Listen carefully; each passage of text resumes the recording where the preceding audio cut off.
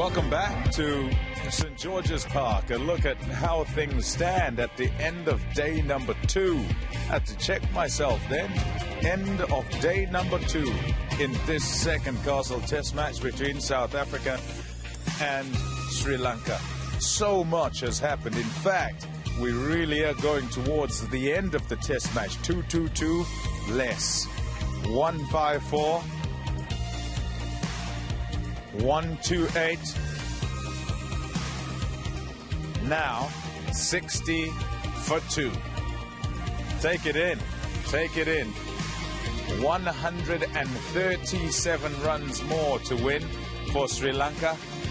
On the verge once again of a victory overseas. They've not won a series here. In fact, no side from the subcontinent has won a series in South Africa. Russell Arnold and Sean Pollock are alongside. Gents, what a day. Have you had a time to draw breath? What are you thinking as you stand here, Russell Arnold? As you highlighted the twos, I'm thinking 2-0. Okay, well, all fine, to do with fine. The You've got your chirp in. Come on, let me know what you're thinking about how this one has unfolded. Strange one. Nothing really to explain how so many wickets have been lost. But yet, I just felt all the time that there was a bit of nibble on this pitch, a bit of variable bounce where batsmen never felt they were in. So never in a rhythm, and suddenly one goes a little quicker or bounces a little bit more, and that's where the wickets have been falling. They haven't made that adjustment at all. Not any of the batsmen we've seen today or even yesterday ready to absorb any pressure, ready to wear the opposition down. I think that's been the reason for most of the wickets. Yes, a bit of help, but certainly not for wickets to fall in a clump like that. It was him yesterday who said, there must be something in there that we can't see. Sean, what have you seen? Have you seen anything at all? And I ask because it's been difficult to explain. I mean, you watch many games of cricket, you see things that happen, you see how bowlers bowl particularly well and get all the wickets, but both sides unable to spend any amount of time in there.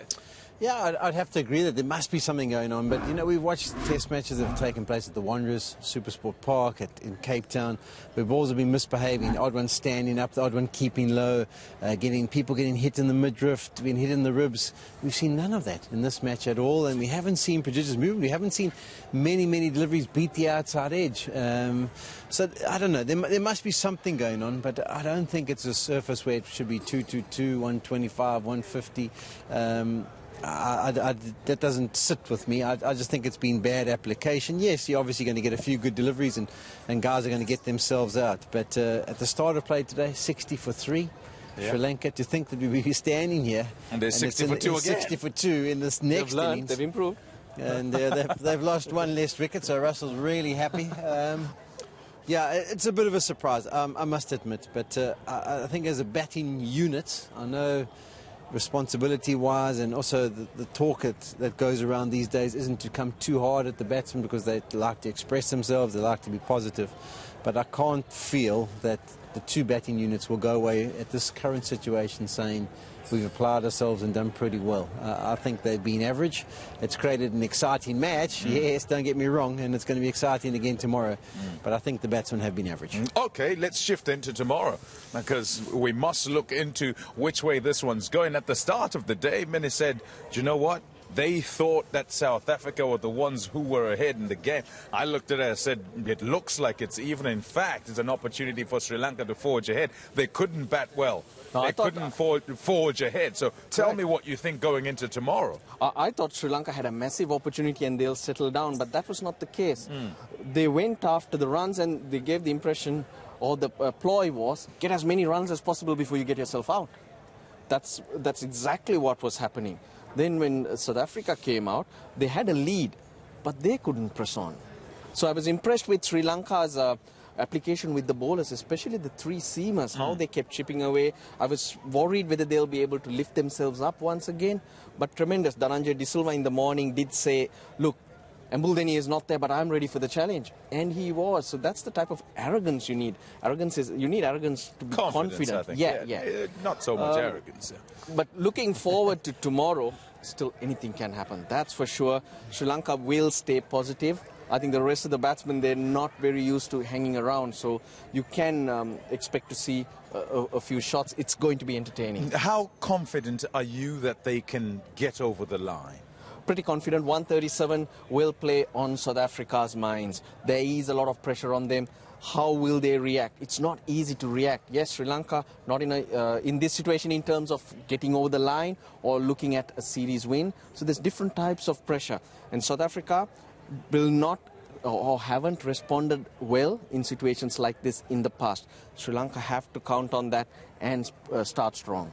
Sean, many a time South Africa has had their bowling lineups. I say lineups because they've changed over time and it's been different personnel every now and again, but it's them that have kind of pulled games out of the fire some of the time.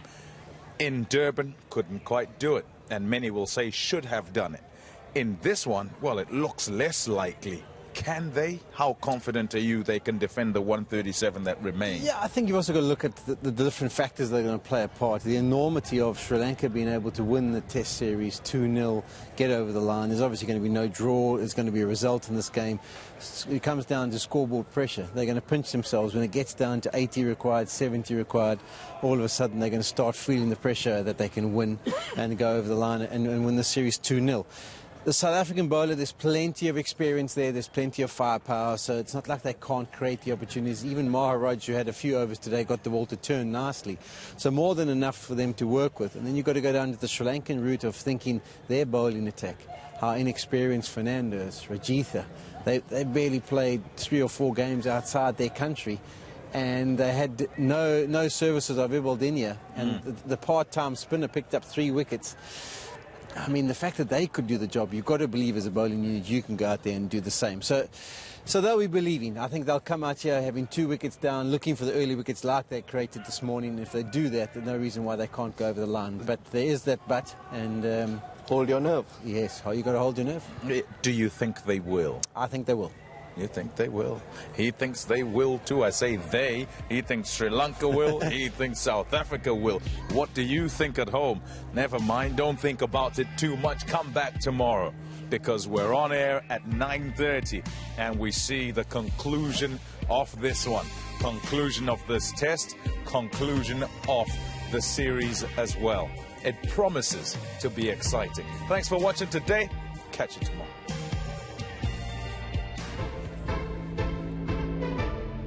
Day one was really good. So much action. South Africa, well, they were blown away. 222 is all they could muster. Sri Lanka 60 for 3. Can they frustrate South Africa in the first hour? That's out. That's a really good catch. It's an early wicket.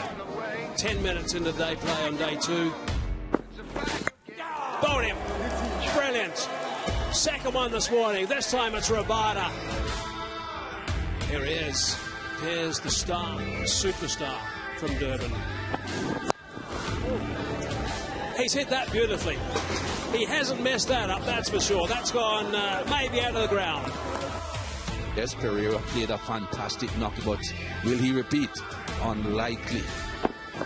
And there's another one. Outside edge, and that's perfect for South Africa. The man who's been in lethal form. It's got him, his first test wicket. And Mulder's on the test wicket taker's board. Sri Lanka 154 for 9, effectively all out. I'm struggling to understand why so many wickets keep falling. They've gone up for that one, and the umpire's gone up as well. So the last over before lunch, another wicket falls. Edged and gone.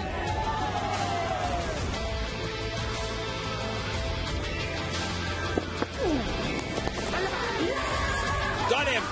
That's an edge. Wow, this game has certainly turned around again. That's close. Might be given, it is given. Sri Lanka, Sri Lanka, Sri Lanka. Here they are on the verge of beating South Africa 2-0. 128 all out. On the back of a 68-run lead, there was no pressure on the South African batsmen. It's been a strange day. The